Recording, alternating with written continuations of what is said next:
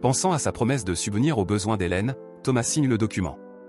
Une fois cela fait, Orlok lui dit d'aller se coucher, mais Thomas demande à partir, car il fait des rêves étranges. Il craint d'être malade et doit rentrer chez lui. Orlok suggère que voyager en étant malade est dangereux et lui conseille de rester. Le comte s'en va, et c'est alors que Thomas réalise qu'il a encore son médaillon.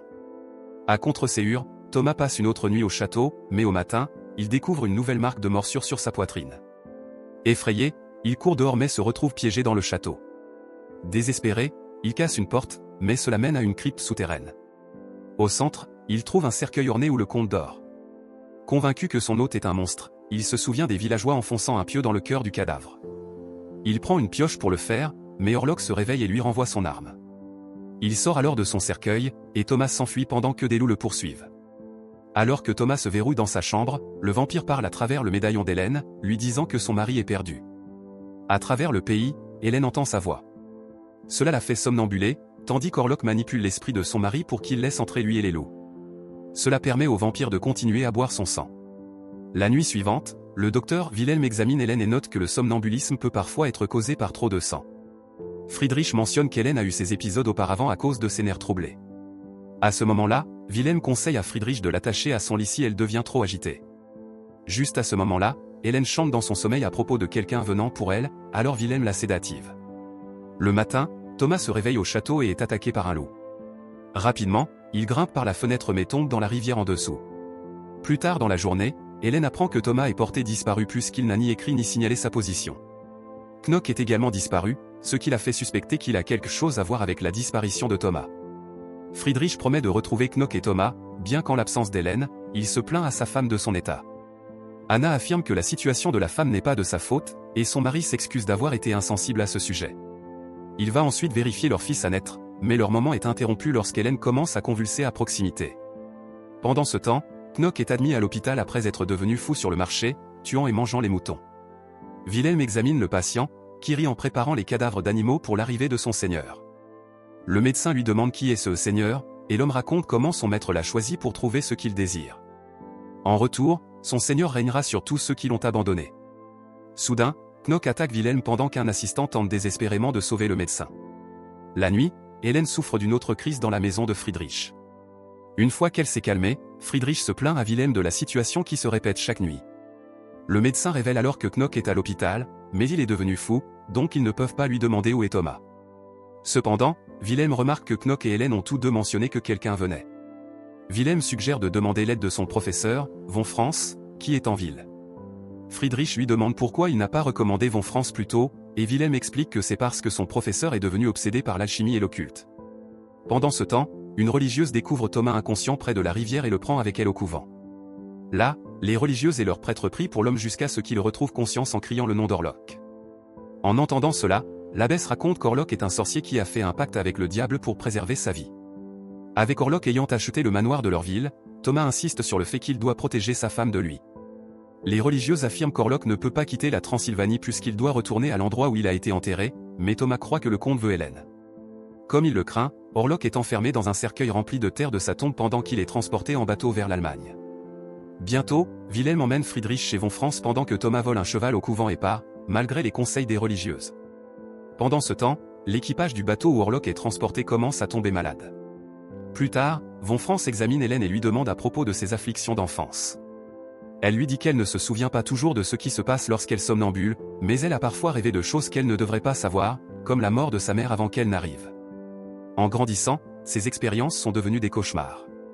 Cela, ainsi que ses crises, l'ont fait se sentir seule, encore plus quand, après avoir somnambulé, son père l'a trouvée dans un champ, dévêtue. Cela l'a convaincue qu'elle était une pécheresse et l'a menacée de l'envoyer dans un asile. Une femme solitaire attire l'attention d'une créature assoiffée de sang prête à amener la fin des jours pour être avec elle. En larmes, Hélène prie n'importe quel esprit pour lui tenir compagnie. Une voix fantomatique répond, la remerciant de l'avoir réveillée des ténèbres éternelles. Elle suit la voix vers la fenêtre, seulement pour être soulevée par une silhouette ombreuse. Plus tard, Hélène marche dans la cour et s'offre à la créature, mais une bête apparaît et l'étrangle. Elle commence à convulser, bien que la créature disparaisse. Des années plus tard, le nouveau mari d'Hélène, Thomas, se prépare à partir tôt pour le travail. Ne voulant pas qu'il parte, elle le tire vers le lit, mais il insiste sur le fait qu'il est en retard, alors il l'embrasse pour lui dire au revoir. Après son départ, Hélène s'inquiète que son mari soit envoyé loin. Thomas rencontre bientôt Knock, qu'il a récemment engagé après avoir appris son mariage. Knock lui confie une mission pour rencontrer le comte Orlok, qui achète le manoir de Grunwald malgré sa ruine.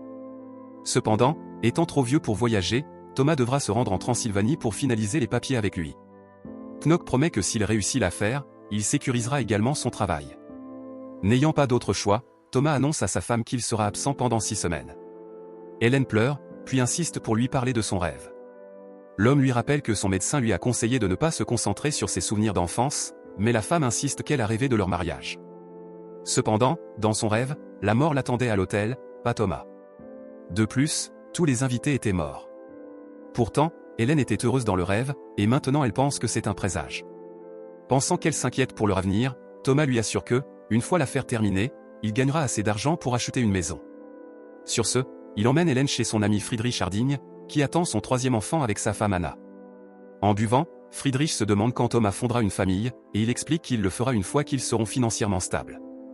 Dans cet esprit, Thomas demande à Friedrich de s'occuper de sa femme pendant son absence. Plus tard, tandis que tout le monde dort, Hélène met quelques-uns de ses cheveux dans un médaillon. Pendant ce temps, un Knock en furie dessine avec son propre sang, assurant au comte Orlok qu'il enverra l'homme comme il l'a demandé tout en gardant son objet de désir. Le matin suivant, Hélène donne son médaillon à Thomas avant qu'il ne parte pour la Transylvanie. Après des jours de voyage, Thomas arrive dans un village où un groupe de gitans se moque de lui jusqu'à ce que l'aubergiste les chasse. Thomas demande une chambre à l'aubergiste, expliquant qu'il se rend pour rencontrer le comte Orlok. En entendant le nom, l'aubergiste lui ordonne de partir. Cependant, Thomas propose de payer le double pour une chambre, et l'aubergiste accepte. Pourtant, alors que l'employé de l'auberge lui montre son lit, elle lui supplie de ne pas aller au château d'Orlok et lui conseille de prier. Tard dans la nuit, Thomas se réveille pour voir des villageois escorter une femme à cheval vers la forêt, priant pour elle en marchant. Il s'arrête en trouvant une tombe dans les bois, qu'il déterre. Ils ouvrent le cercueil et appellent la créature à l'intérieur un vampire avant que l'un des hommes ne lui enfonce un pieu dans le cœur. Thomas voit le cadavre cracher du sang, alors il tente d'arrêter les villageois, mais il se réveille à l'auberge. Cependant, ses chaussures sont boueuses comme s'il avait réellement traversé la forêt la nuit précédente. Dehors, il découvre que le village est vide. Même son cheval a disparu. Thomas grimpe seul la montagne jusqu'au château d'Orlok.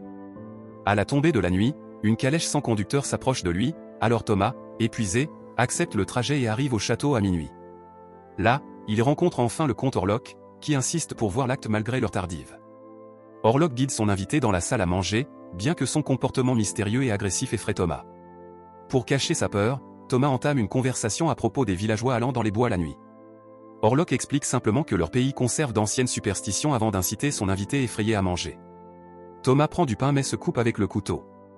Immédiatement, Orlok le réprimande pour sa négligence, mais il ajoute qu'il peut guérir sa blessure. Soudain, Thomas trouve le siège du comte vide. Orlok apparaît de l'autre côté et s'approche de lui alors que Thomas est figé de peur. Le lendemain, Hélène dit à Anna qu'elle se sent comme si son existence était aux mains de quelque chose de terrible. Anna suppose qu'elle parle de Dieu, et Hélène réalise que son amie ne comprend pas ce qu'elle veut dire. Sur ce, elle s'excuse, expliquant ses divagations par le manque de son mari. Pendant ce temps, au château, Thomas se réveille seul devant la cheminée. Il cherche le comte, et en le faisant, il trouve un miroir et découvre qu'il a une blessure à la poitrine. Cette nuit-là, Orlok signe les papiers. Il pousse ensuite le papier vers Thomas, lui demandant de le signer en tant que son avocat. Cependant, le document est écrit dans une langue inconnue, que Orlok prétend être sa langue maternelle. Il remarque alors le médaillon de l'homme, et Thomas confirme qu'il vient de sa femme. Orlok demande à le lui emprunter, et après une longue hésitation, l'homme le lui remet. Thomas mentionne alors qu'il a des lettres à envoyer à sa femme, mais Orlok se contente de savourer l'odeur du médaillon d'Hélène. Il pousse ensuite Thomas à signer le document et, pour le convaincre, lui tend un sac de pièces. Tous ses problèmes se sont terminés lorsqu'elle a rencontré Thomas, seulement pour que ses afflictions reviennent lorsqu'il a disparu. Cette nuit-là, Von Franz examine Hélène alors qu'elle est en transe. Voyant que ses yeux ne réagissent pas à la lumière, il conclut qu'elle n'est plus présente dans son corps. Pour en faire la preuve, il la poignarde au bras et Hélène ne réagit pas. Von Franz tente ensuite de ramener Hélène, lui demandant ce qu'elle voit. Elle lui dit qu'elle voit le spectre de la mort s'approcher. Elle commence alors à convulser et son dos se cambre de manière inhumaine. Le corps d'Hélène se tord et tente de s'échapper, mais Von Franz prie sur elle pour extraire le mal en elle. Soudain, elle sourit et une voix démoniaque dans sa bouche les menace de hanter leurs rêves avant de les tourmenter durant leurs heures de veille. La propre voix d'Hélène crie à l'aide, alors Von Franz la maintient au sol. Une fois la situation calmée, le spécialiste conclut qu'elle est possédée. Friedrich en doute, tandis que Wilhelm suggère qu'Hélène pourrait simplement souffrir de délire. Anna pense également que cela est causé par le souci d'Hélène pour son mari. Cependant, von Franz croit qu'Hélène est connectée à un être démoniaque. Pendant ce temps, une tempête fait rage sur la mer alors que l'équipage du navire se débarrasse de leurs morts. Pour enquêter sur ce qui cause la maladie, l'un des hommes vérifie la coque et remarque le cercueil d'Orlok, qui est rempli de rats. Soudain, le vampire apparaît derrière lui et le tue. Ailleurs, Knock appelle à l'aide à l'hôpital, alors un soignant le libère de sa camisole de force. Le patient dérangé utilise cette occasion pour mordre l'homme avant de s'échapper de l'hôpital juste au moment où le navire approche de l'Allemagne. Hélène ressent également quelque chose, alors elle court dehors et trouve un Thomas épuisé juste avant qu'il ne tombe de son cheval. Après avoir retrouvé conscience, Thomas est heureux de voir qu'Orlok n'a pas encore trouvé Hélène. Cependant, il s'évanouit à nouveau juste avant l'arrivée de la police à la maison. Ils escortent Friedrich jusqu'au port où le navire, qu'il possède, a échoué, libérant un essaim de rats qui propage la peste. Pendant ce temps, Knock a retrouvé son maître et l'emmène dans son nouveau manoir. Là, Orlok découvre que Thomas est toujours en vie, mais au lieu de le tuer, il décide qu'il pourrait être utile. Knock assure à son maître qu'il peut lui amener sa fiancée, mais Orlok révèle que leur pacte nécessite qu'Hélène se donne volontairement à lui. Le matin, Hélène est assise près de son mari et s'excuse auprès d'Anna pour avoir causé des ennuis. Anna est simplement heureuse qu'Hélène se sente mieux, croyant que la disparition de Thomas était la cause de ses afflictions. Cependant, Hélène affirme que Thomas a vu quelque chose lors de son voyage, alors elle veut parler à von Franz de ce démon. À l'hôpital, Wilhelm montre à von Franz un cadavre du navire, qui a une morsure sur la poitrine et est vidé de son sang. Compte tenu de cela, von Franz exige de voir Knock, mais apprend qu'il s'est échappé. Ce soir-là, Orlok utilise son ombre pour influencer Thomas, qui pousse sa femme hors du lit. Pendant ce temps, Anna ressent une présence étrange dans le couloir. Soudain, Hélène apparaît derrière elle et lui demande de dormir à côté d'elle pour la nuit, ce à quoi la femme consent. Dans le bureau de von Franz, Friedrich est toujours sceptique sur le fait que quelque chose de surnaturel se passe. Cependant, von Franz insiste sur le fait que, pour vaincre ce mal, ils doivent d'abord reconnaître qu'il existe. Il déclare ensuite que la créature qu'ils combattent est le grand vampire connu sous le nom de Nosferatu. Tard dans la nuit, tandis qu'Anna dort, Hélène se lève et ouvre la fenêtre, permettant à Orlok d'entrer. Enfin, se rencontrant face à face, Hélène réprimande la créature de la hanter, déclarant qu'elle aime Thomas, pas lui. Le vampire affirme que l'amour est en dessous d'elle, puisqu'elle n'est pas entièrement humaine, étant donné qu'elle a pu le réveiller de ses siècles de sommeil. Il affirme qu'ils sont destinés l'un à l'autre et, pour prouver cela, il révèle que Thomas a signé un contrat pour annuler leur mariage en échange d'un sac d'or. Refusant de croire cela, Hélène l'accuse de manipuler Thomas et elle-même, insistant sur le fait qu'elle était encore une enfant lorsqu'elle l'a accidentellement réveillé. Elle déclare qu'elle le déteste, ce qui met en colère le vampire, qui la pousse. Il décide de lui accorder 3 jours sans sa présence pour prouver qu'elle a besoin de lui. Lors de la 3e nuit, elle doit se donner à lui, sinon, son mari mourra. Hélène hurle à cela avant de se réveiller de son cauchemar. Lorsqu'elle se tourne, elle trouve des rats se nourrissant d'Anna. Le matin, l'hôpital est rempli de patients malades de la peste. Anna est également rendue folle par la maladie, alors Hélène tente de convaincre Friedrich qu'un vampire est responsable de tout cela. L'homme refuse toujours de croire au surnaturel, mais il blâme Hélène et Thomas pour leur malheur, alors il leur demande de quitter leur maison. Pendant ce temps, von Franz découvre les écrits de Knock dans sa cellule précédente, ce qui le convainc qu'il a conclu un pacte avec le Nosferatu. Sur ce, il force l'entrée de son bureau où il trouve un codex ancien. Von Franz rend ensuite visite à Friedrich pour discuter de la manière de vaincre le vampire. Il admet qu'il n'est pas sûr de comment tuer la créature, mais qu'ils peuvent s'en débarrasser s'ils arrivent à la faire dormir dans sa tombe d'origine. Cependant, Friedrich gronde les médecins de penser à des monstres au lieu de s'occuper de la peste. Il décide de prendre sa famille et de partir pour fuir, mais von Franz prévient que le vampire a bu le sang de sa femme, alors il reviendra pour elle. Pendant ce temps, de retour dans leur appartement, Hélène finit par avouer à Thomas qu'elle a invoqué Orlok.